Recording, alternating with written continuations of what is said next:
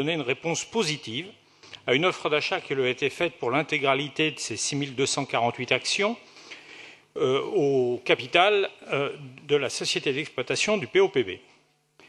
Le cessionnaire est la société AEG Facilities France, SAS actionnaire, est déjà partie au pacte d'actionnaires signé en octobre 2013 avec la Caisse des dépôts et la Ville de Paris. Mais AEG n'est pas n'importe qui. AEG est une entreprise américaine, je devrais dire une multinationale américaine. Elle organise des divertissements sportifs et musicaux à travers sa filiale AEG Live, fondée en 2002. C'est le plus grand propriétaire d'équipes sportives et d'événements sportifs au monde. Et, non seulement dans le domaine sportif, elle multiplie les acquisitions de spectacles, de festivals, de salles, et AEG ne s'en cache pas, elle a un objectif de monopolisation du secteur. Elle a déjà racheté Rock en Seine, et aujourd'hui, si on n'y prend pas garde, si nous n'y prenons pas garde, la concentration économique dans la musique va se traduire par un frein évident à la diversité musicale. D'ailleurs, ceux qui possèdent des salles, possèdent les artistes, ont tendance à produire uniquement leurs artistes.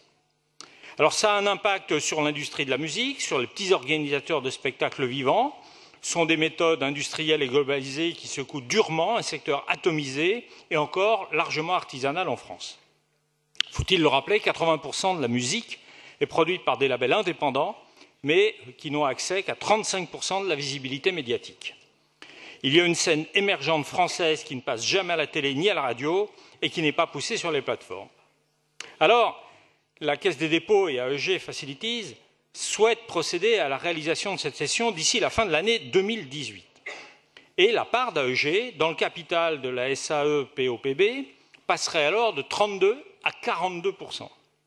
La part de la ville restant pour sa part stable. Ce qui veut dire que de passant de 32% au capital, donc sous la règle des 33,33% qui donne la minorité de blocage, article 225-96 alinéa 3 du Code du commerce, pour ceux qui en douteraient encore, la AEG passerait à 42% et pourrait ainsi bloquer toutes les décisions que la ville souhaiterait prendre au sein de l'Assemblée générale.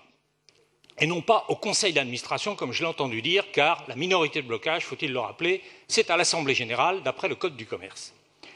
Et AEG n'est pas n'importe qui, parce que par ailleurs, son patron, Phil Anschutz, est connu, très connu, pour ses prises de position anti-LGBT et anti-avortement.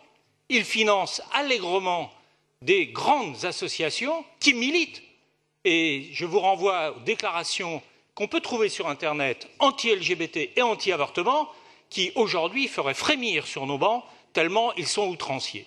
Vous comprendrez que dans ces conditions, nous ne pouvons pas soutenir une telle vente et que nous voterons contre cette délibération. La ville pourrait provisoirement racheter pour 2 millions, ce qui, à l'échelle du budget de la ville, est dérisoire, les parts de la Caisse des dépôts en attendant de trouver un autre actionnaire, ce qui éviterait deux choses. D'une part, de donner une minorité de blocage à M. Phil Anschutz et d'autre part, d'éviter d'avoir ce système de concentration au détriment de l'ensemble du secteur musical et de variété en France. Merci.